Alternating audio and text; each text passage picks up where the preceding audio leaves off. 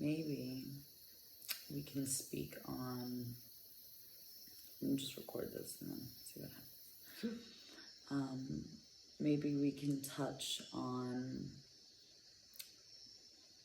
really being still and silent within ourselves, and how there's this constant need to escape that silence. Yeah, to be busy. I find that like a habit in a lot of us is to run away from the silence and the stillness. Yeah. Especially when we're first like encountering it for the first time. It can feel very uncomfortable. Yeah, and culturally too, we have so much support in running from silence. Right. It's so, like, this is great. It's like when you're in, like, I remember like all my relationships, even friendships, when they're like starting out, you know, that uncomfortable silence, when there's like that weirdness, if there's nothing being said. I don't feel that at all anymore, which is so beautiful. But I think that's something that a lot of people, I'm sure, still do go through that. Yeah. And so I think that's something to discuss. Sure. For sure. Something to look at within ourselves. Absolutely. And to notice within yourself if you find yourself feeling very uncomfortable within that silence and stillness. So. Totally. I love it. Yeah. Okay, cool. I love it. I think that's a beautiful thing to discuss. That's very grounded, you know. Okay, cool. Yeah. Do you want to begin? Sure. Yeah. I remember when I first really gained some clarity, it felt like my mind was completely empty. And that was a weird feeling for me because I had never felt that way before. And I was like, okay, so what do I do? What should I fill my mind with now? You know, trying to reach and this goes back to that act of grasping that we were going to touch on. The mind is constantly wanting to grasp and hold on to something. And fill the space. And fill that space. Fill that emptiness, yeah. And so, so when I was first kind of getting silent within myself, I was like, okay, what do I do now? What do I learn? What do I, now that my mind is finally empty, what do I fill it with now? Right. You know, and like running to fill it. So actually I had this discussion with you when we were in St. Petersburg, Florida. And I was like, I just feel so empty. I remember that, yeah. I feel so silent inside. And you're like, well, that's actually like a great place to be, and you don't have to fill it with anything. Yeah, it's like when we deconstruct ourselves in a way, or when we like dismantle our concepts and conditioning, and when we start doing that work, you're left empty and you don't really have an identity. There's this moment of like almost like crisis for the mind of like, I don't know who I am. It's fearful and all that kind of stuff that can come up.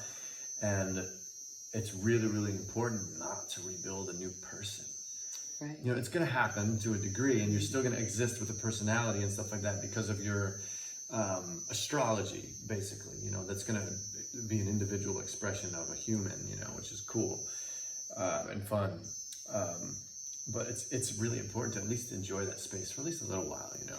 Right. You know, before you start going and creating a whole new identity and be like, oh, well, maybe I should shave my head into a mohawk and dance, do that for a while, you know, and create a new being.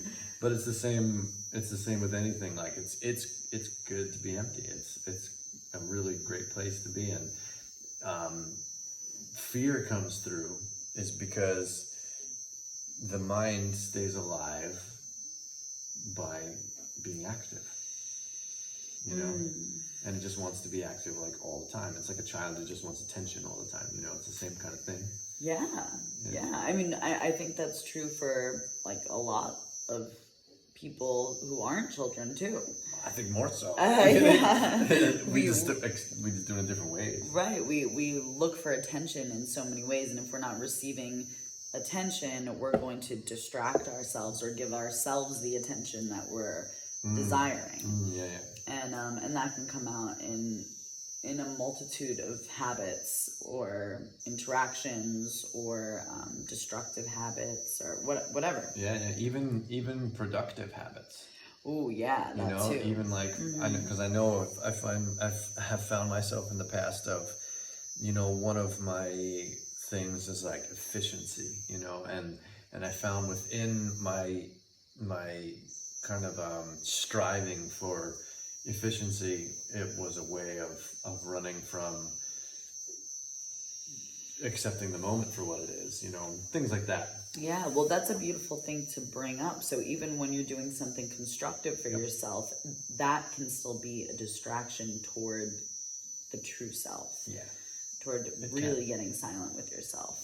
And this is very delicate because there's a degree where it's almost we're very supported to like go and run into things that make us feel comfortable. You know, when silence is very uncomfortable in the beginning. If you're not used to being silent, then it's a very uncomfortable and scary place.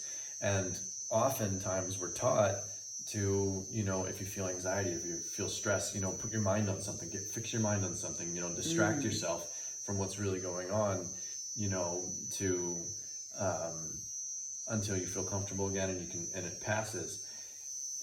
Sometimes that might be necessary, you know, if you're grieving, for example, and mourning. In my opinion, it's better to really be with that grieving. It's really better to whatever it is, to really be with it and allow that fear, allow that grief to be there, and really again just exist with that fully. Yes, and don't run from it.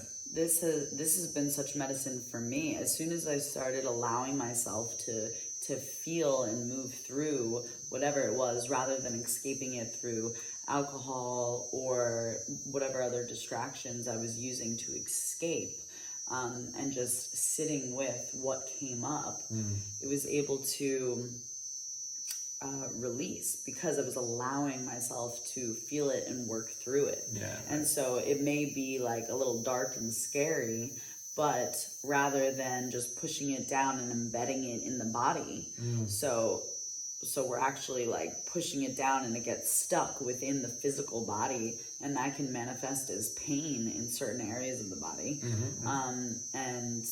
And this is also oftentimes what we do with trauma. So like childhood trauma or whatever traumatic experiences you may have been through, we often, if we're not looking at it and working through it, we're pushing it and it's kept in the body. And so this is really, really potent medicine right here to sit with the feeling when it arises, and to not run away from it, because oftentimes running away from it will probably just cause it to intensify, if not right then and there, then in the future it'll end up exploding in some way. Definitely, and it'll always, energy is never really stuck. It may like go dormant for a little while, but it will always find a way to come out. That's something that I've learned just through experience of life is any time where I'm like, I had an issue with something in my mind and didn't release it and just pushed it down somewhere, it always finds a way out. There's no way to hold that stuff without it expressing. It might get so distorted it's unrecognizable, but the energy is still there, and the energy is still being expressed through you. Right. So there's no way to hide. There's no way to hide anyway. So you might as well sit with it honestly and truthfully, instead of just trying to decipher all the mind's, you know, different masks and codes it's put over it to kind of cover the truth up. It's best when it comes up to really, really sit with it honestly. Honesty is like the best medicine for this whole thing. Yeah. It's scary and it's hard, and you know, and I get it, and I have so much compassion and sympathy for what we have to go through as humans to get through this stuff and this work and this path and everything, you know. I have a lot of compassion for it because it takes such a tremendous will and such a strong heart. Yeah, and you don't have to do it alone. No, not at all. When it's something like super big and scary and maybe painful and traumatic, it's great to do it with a therapist, or with someone that you really trust. But this is also something that you can do on your own. Absolutely. If you feel strong, if you feel strong enough. This is is. This is something that you can really dive into, and kind of like what you said about honesty and being truthful with yourself. Yeah. I think that's the biggest thing. Yeah. Looking at yourself in the eyes honestly, and asking yourself, you can ask yourself that question. Yeah. Am I being completely honest with myself? And Yeah. if I'm not, what am I hiding from? Right. Why am I not being honest with myself? Right. And how can I get honest with myself? And does that require me getting honest to another person? Right. That was a big one for me. A lot of my shit came from me being dishonest to people that I love and care about. And part of the requirements of me being able to be honest with myself and clear myself was to get honest with someone else. It's great exercise. And that's scary. Yeah, I could work either way, but I think what you're getting into is because it's really easy to lie to ourselves, you know, and I mean it's easy to lie to others too, but I think we're more likely to lie to ourselves than to others. I think, you know, so practicing that outwardly, I think is a pretty healthy exercise to get into. There was one thing I wanted to add, to touch on with that, is medicine, you know, for this kind of stuff.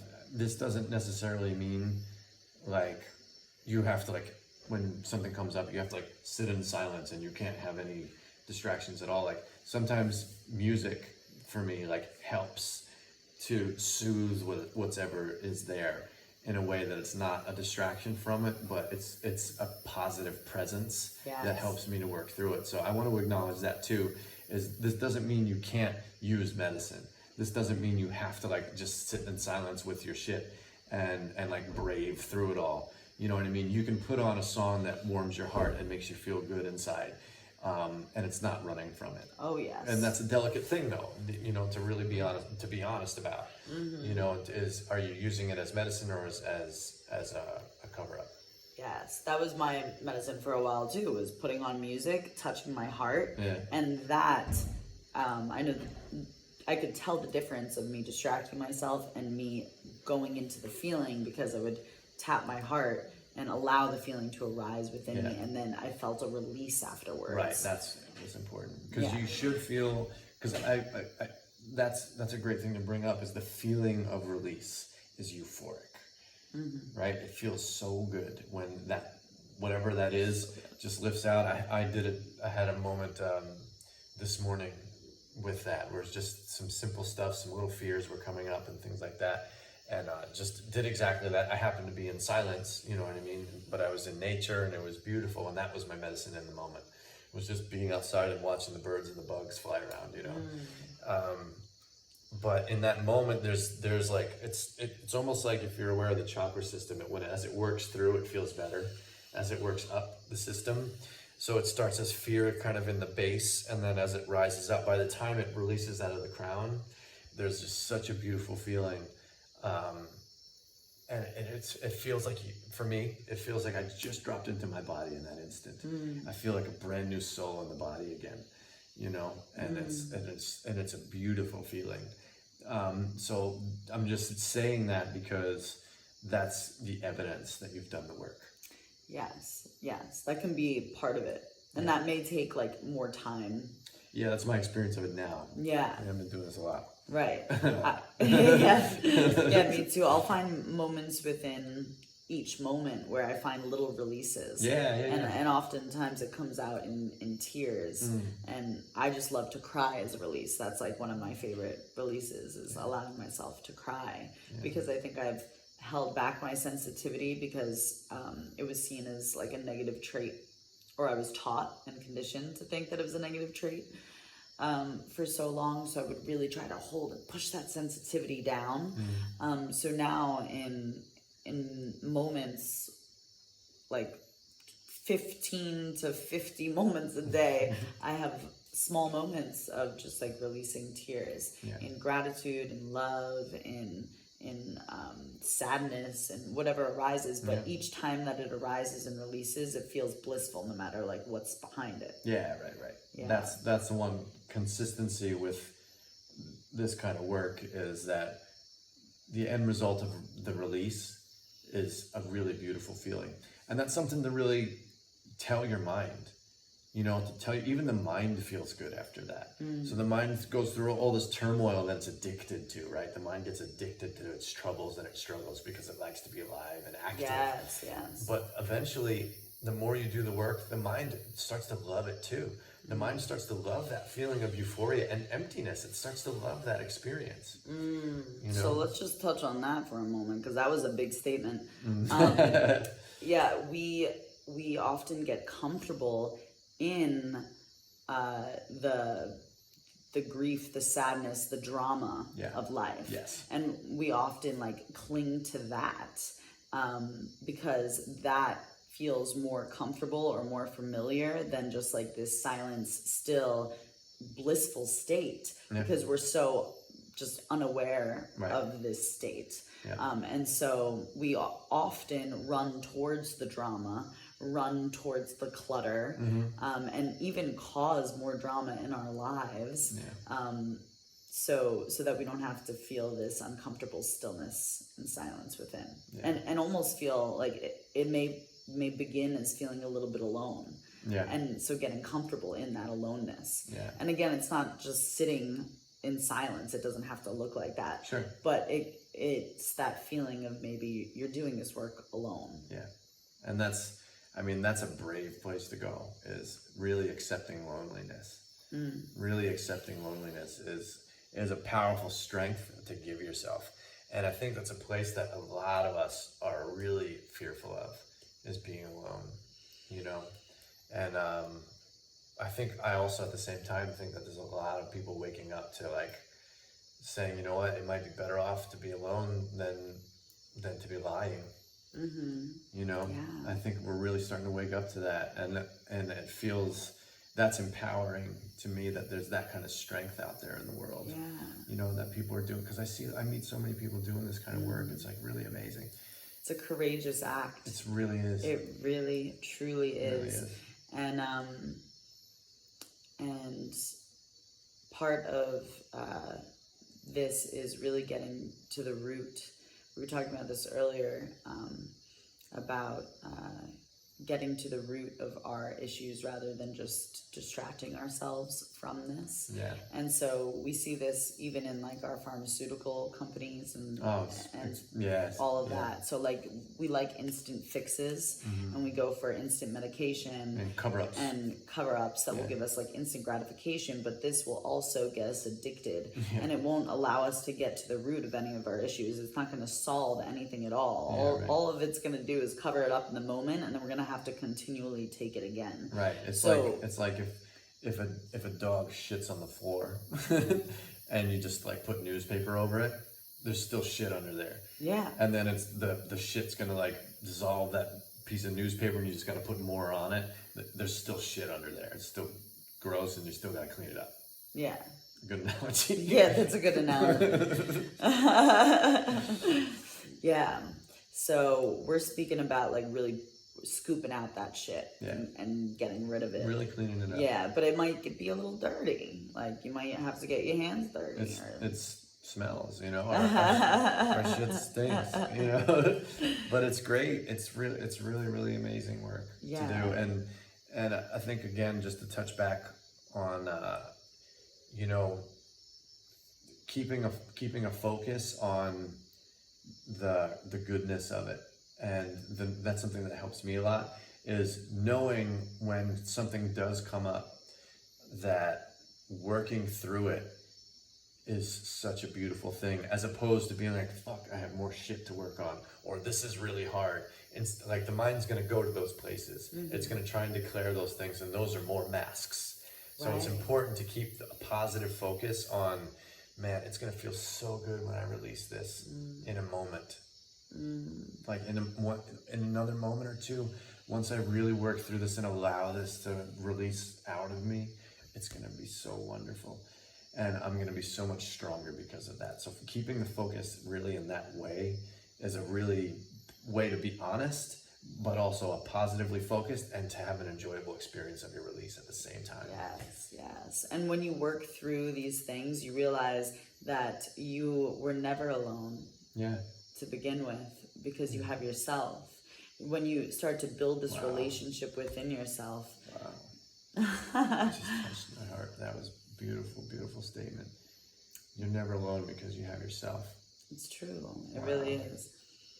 And we're so often trying to escape being alone. Is what we're saying is we run from ourselves, but when we finally decide and choose to do this work, we create this relationship with ourselves and this love within ourselves. Wow, yeah. I mean, that's empowerment. And you're never alone again once you start to do this. Right, right. You really step into your power. Yeah. And your freedom. That's what this is freedom. Mm-hmm. This is freedom from all that stuff. And every part of your life is included in this. You know, this is all encompassing because even your mind that causes all the trouble, like I was saying before, starts to be its new habit. And then your mind even has the processes of releasing in place. And it's so amazing because your whole reality changes.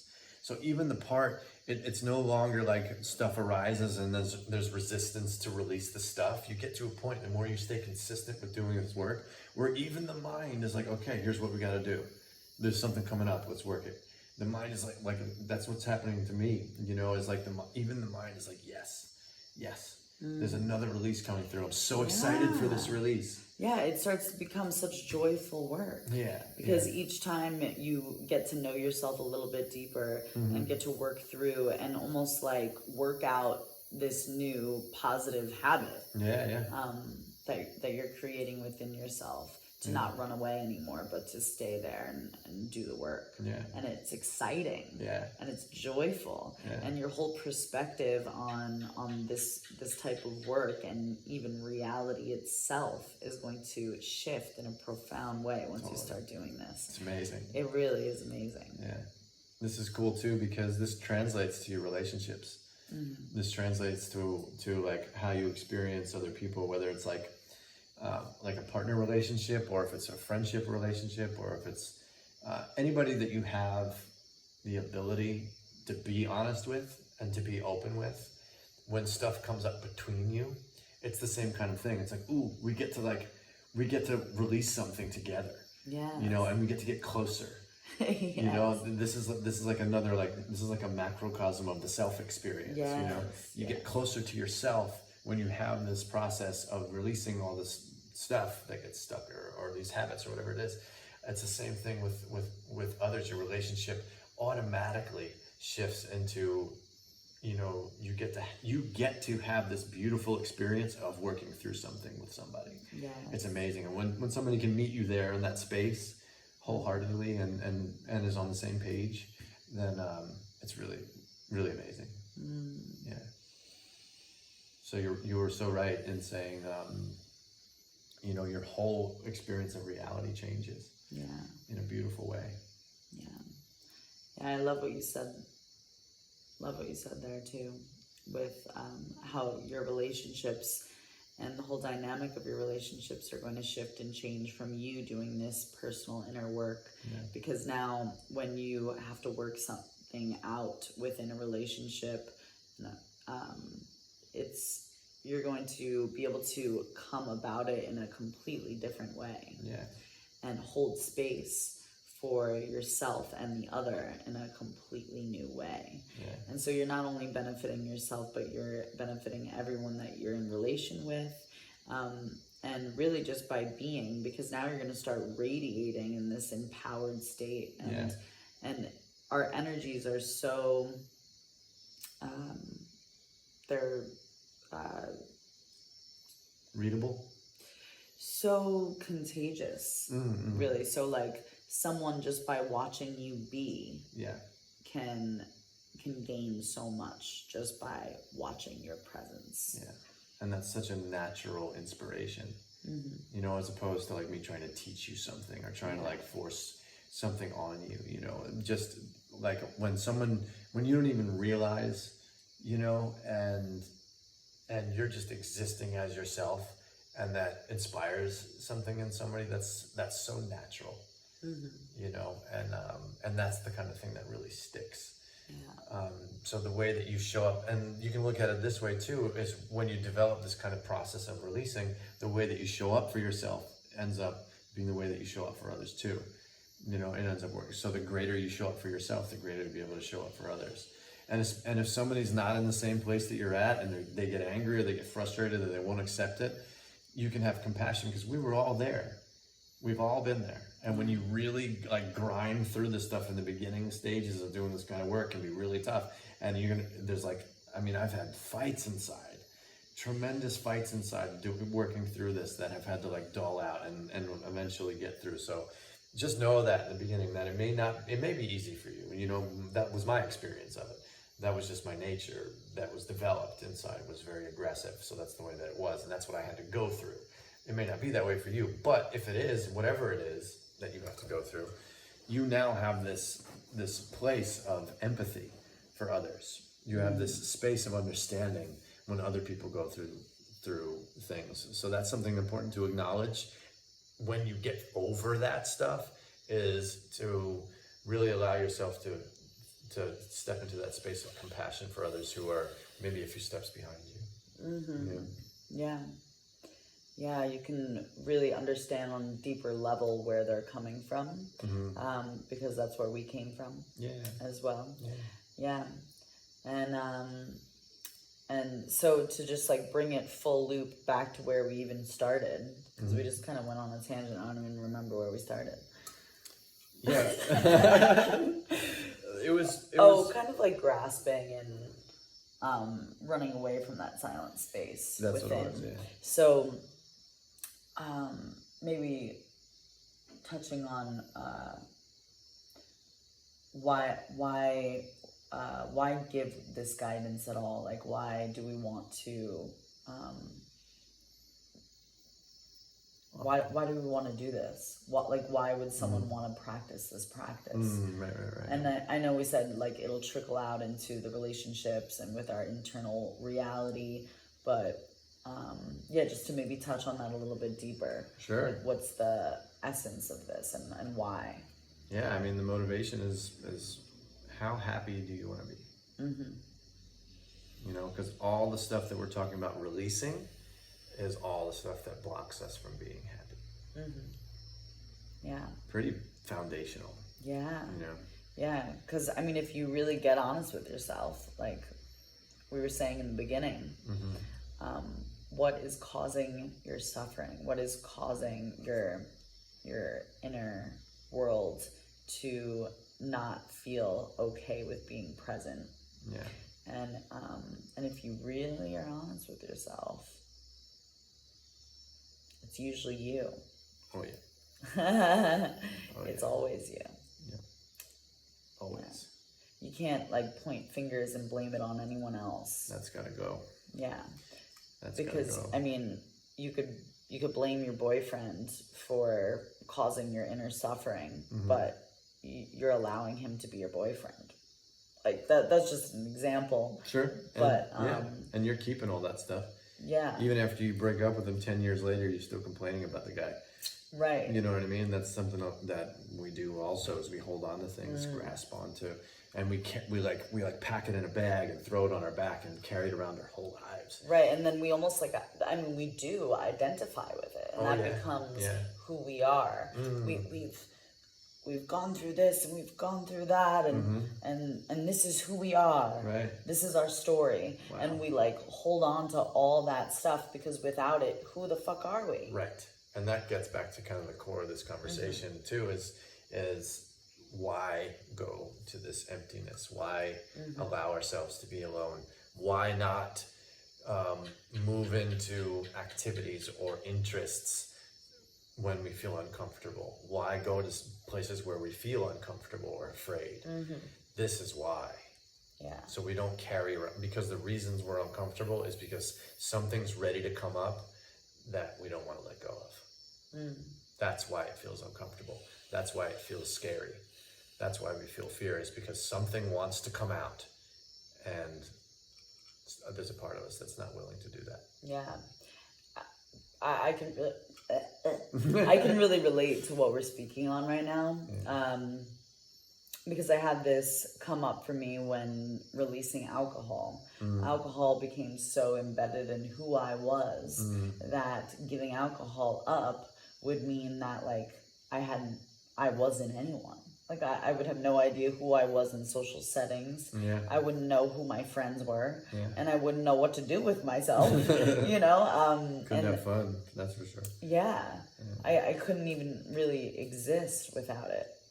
Is what I latched onto in my mind, and so giving it up was so scary because I was like, I just had no idea who I would be. Because I just identified so fully with that. So this goes into like that fear of like, who are we without all that shit? And why are we so scared of being no one? Right. In a way. Right. Totally. Like, can we be okay with being no one? Being nobody, yeah. Having nothing. Yep. Holding on to nothing. Standing on nothing. No ground to stand on. No foundation to what makes us who we are. I mean, that's trust. That takes faith in whatever force is around that's governing our lives. And the cool thing is, like, don't think about this. Just try it. Try and be nobody and nothing, and just see what happens. You can't lose. There's nothing to lose if you do it. You know, think about it. Like, do it right now. You know, just let go of your entire story. Let go of the whole story. Like, really let it go. Just like put it outside. Okay. You're still here. We're still here. Just release that. We still exist. We still exist, I think. Right? Because I think that's where the fear comes from. Is we're afraid of not existing. It's primal fundamental fear. Fear of not existing anymore. And the mind seems to have come up with this idea that if it doesn't collect all this stuff to identify with, then it won't exist. Then there's no more experiencing. Which to a degree, that's true, but the experiencing that we let go of is not really what we really want. And not really what's best for us. Right, because why live in an experience where we're miserable rather than live in an experience of unknown? Yeah, right.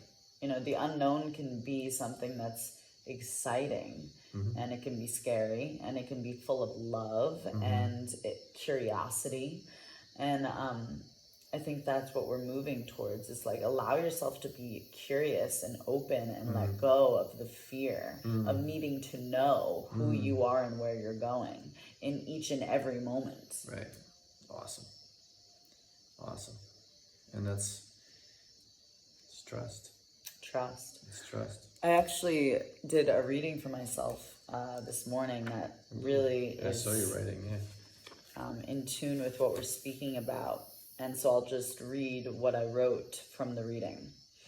The divine lives in you as you.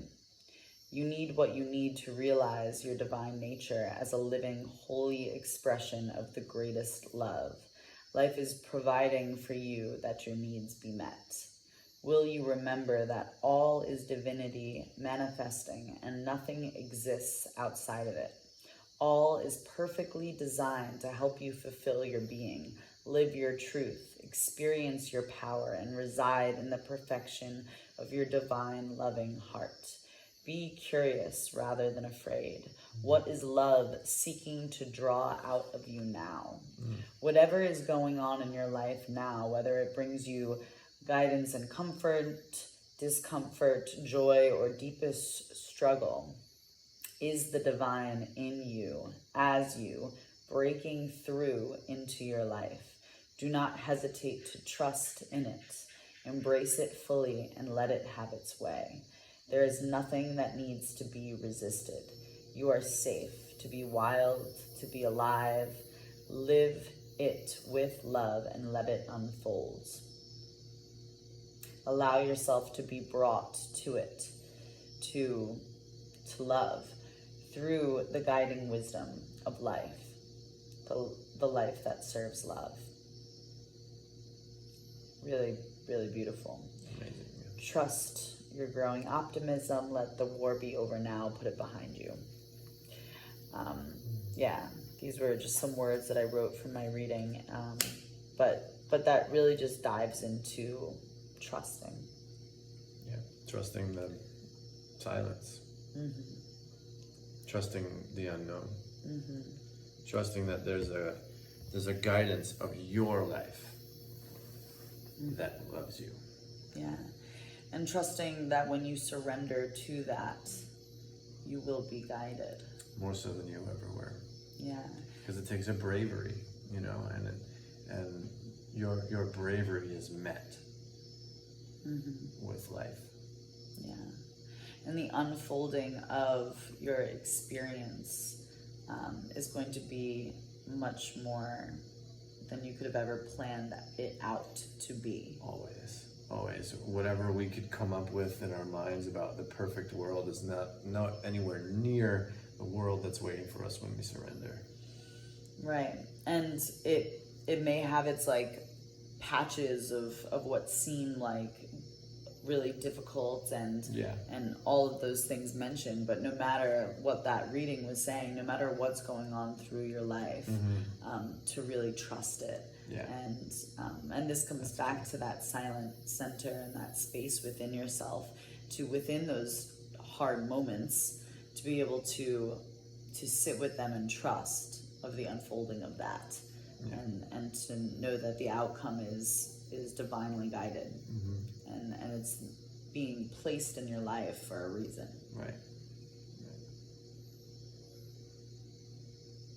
Beautiful.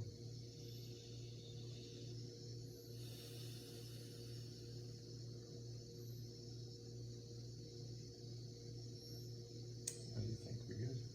Anything else present for you? That's good for me. Feels good for me too. Thank you. Yeah, so I hope this doesn't scare you too much. And just know that I think what's important too here is that if whatever you do end up going through, just to know that you don't have to go through it alone. You know, that I think we say this a lot, but I think it's important to continue to say, that it's good to reach out if you're really afraid, if you find a lot of fear inside. This conversation wasn't about isolating yourself and dealing with it alone. I just want to make that clear, that this conversation, what it was about, knowing that you can work through anything, but that may include other people. Yes. That may include support from sources outside of sources outside of just your own presence. But know that you do have a great power and strength inside, and that you can accomplish anything. The only thing that limits you is you. Yeah, absolutely. Thank you for touching on that. That's really important. When I first gave up alcohol, that was so essential for me to have a community and a support system behind me. And so, like, even when we're supported and by a community, we're still doing it. We're doing it. You're doing it. Yeah. So, so it's not like it's less than if you reach out. It's actually like that is still just as courageous to find that strength within, to reach out if you need to, and to find support. And we're here for you. Yeah. And we're sending so much love. Yeah, and you really, you can do it. Whatever it is you're going through, whatever comes up, you can work through it. So just be mindful of when the mind comes in and says, this is too much, this is too hard. Be mindful that that's a mind limited belief system that it's created, and it's not true. That you can do it. You can, and you will do it. If your determination needs to be stronger than the mind. Your will to work through this stuff needs to be stronger than the mind. And if it feels like it's too much, it's because the mind, you've given more power, and that's your choice. And you can just turn that into, something that empowers you, something that makes you feel strong, or maybe reaching out to someone who can lift you up a little bit and bring your spirits up. Yes, and not biting off too much. Yeah. You can take baby steps. And you can be gentle about it. Yeah. Be gentle with yourself in the process of releasing all of this, because it can definitely be a lot, and you can take your time. Yeah, and I know I can just testify in my own work that I go through waves where sometimes I feel really strong, and I'm like, give it to me, and I'm like, I can handle it now. I'm in a place where like I can really go deep and get some hard work done, and then I'll suffer. And I'll go through it, and I'll get wrenched and wrung out like a wet, dirty rag, by life. And then there's other moments where I'm like, I feel delicate as a blade of grass right now, and I need compassion, and I need gentleness from you, divine, whatever, everything. I need some gentle time and some gentle space to work through whatever is necessary to work through, or not work through stuff right now. Yeah. That's okay too. You can set your own standards, and you can communicate with life and divinity, and really you can pray and say, I can't handle anymore right now. Please take it easy on me. You can do that, and you can set your own standard for how you do the work. You're in control of that to a degree. Yeah, beautiful. Yeah. Beautiful. Thank you. Thank you so much for this beautiful moment to open this portal of dialogue and go. And this was really wonderful for me to explore too, and I'm happy to do this work with you.